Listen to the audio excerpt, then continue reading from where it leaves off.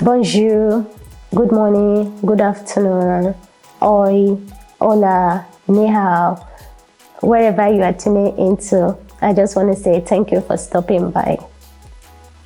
Today we're going to be discussing very interesting topic. Yeah. And is a reason why there is always visa refusal, there's always visa rejection. Sometimes you might think you have produced all the requirements, but at the end of the day, your visas are being rejected. So, here are the reasons. Number one, very vital, very important, that causes visa rejection is lack of sufficient funds. Lack of sufficient funds. Like when you are traveling abroad, no country like liability. No country, like most countries, they have already had their population record. They have known what their citizens need and how much they are earning and how much they are going to come in to assist. They have already made their budget for the year. So when you are coming in, they want to know that you have sufficient funds. So the number one thing they look at is your funds. So your bank statement. I know in Africa, some people, a bank statement is like a ritual. It's like something that is very private, that when they say bring your account, you are like, what do they want to see how much I have? And maybe sometimes maybe you have too much and you cannot justify it or anything.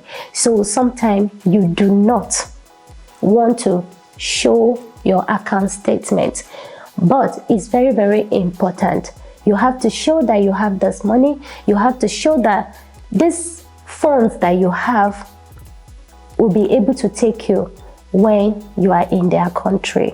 So it's very important, and that can cause, if you don't have the proof, it can cause visa refusal. Number two is damaged passport. If your passport like have a little cut, or if the chips inside your passport is being destroyed and your passport cannot read by the machine, by the reader, because most times they have to read your passport. If they cannot read the information clearly there, that could also cause visa refusal. And then number three is lack of travel insurance. Insurance is as vital as sufficient funds, because it all has to do, like, if you don't have the insurance, it's also a burden on the whichever country you are going to be able to pay for your health bills and all that. So they want to say that you have your travel insurance. And for instance, if you are going to stay in a country for 6 months, it's good when you have an insurance of 1 year. And if you're going to stay in a country for 3 months, it's good when you have insurance that will sustain you up to 6 months, even if you don't know that. In that way, they'll be so happy that, oh, this one, you are really ready. And then the fourth thing is no proof of accommodation. Like, you don't have proof of accommodation where you're going to stay. You did not make hotel reservation. There's no confirmation of hotel reservation. In other words, that can as well cause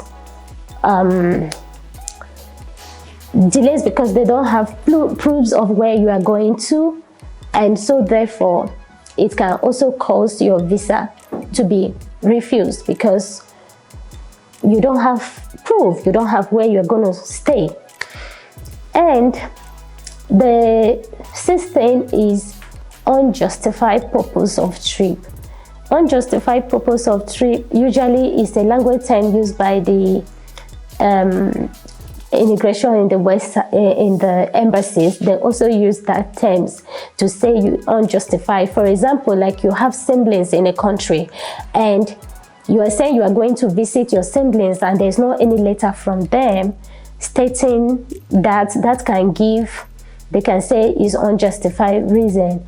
Or you are traveling for a meeting and you are saying you want to do tourist, I don't know, when you don't get the type of visa stated clearly, they can say your reason is unjustified to them. And the seventh thing is outdated document.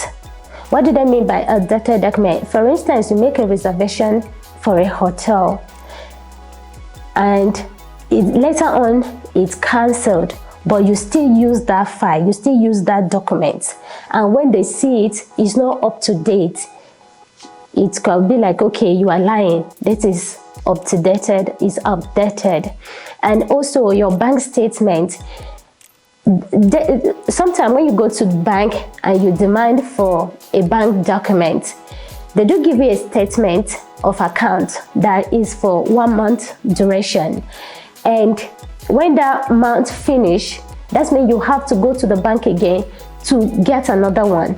But some you still put in that one. To them, when they see that, okay, this statement of account is for 1 month and it's outdated, and you didn't go to get another one, that can also be a reason for, okay, this document is outdated and is not up to date. And the last but not the least is document forgery. Yeah, document forgery, that is fake document. What did I mean by fake document? Like some people, you do fake insurance, you do fake accommodation, hotels and all that, and you know they have way of verifying all those things, and when they verify them and they see that it's not real, your visa can also be refused or be rejected. And there's a tip I want to give you. Most times when you have to do things with like your bank account, don't wait until when you want to go and apply for a visa and then you start calling your relatives or your families to start sending money into your account, or you just open your account freshly, you are not working and people are sending you money, which there is no constant minimum wage of money, there's no constant money coming into your account. Like you just open it because you want to travel. When they see all those ones, they will say it's not justified, because where are all these funds coming from? That is, you must have a stable way of how money is being run in your account, and it might show that it's not 2 months or 3 months that you open the account simply because you want to go and ask for visa. So those are the reasons why your visa, you get visa rejection or visa refusal. Have you gotten a visa refusal before, or have you gotten a visa rejection before? What was the reason? What did they tell you it was the reason? Did they tell you? In most cases, they don't just tell you, they just say your trips is unjustified. But my darling, these are the reasons. And if you had a visa refusal before, walk through this thing. What was the things that you did wrong? And then if you are going to apply it again, what are the things you now know? So you know them, you know how important these are, and I believe you'll be able to do the right thing. So if you love what you are seeing, hit the notification button, subscribe, write down your comments, whatever you want me to help you out, I'll be here for you. Thank you and have a nice day. See you soon.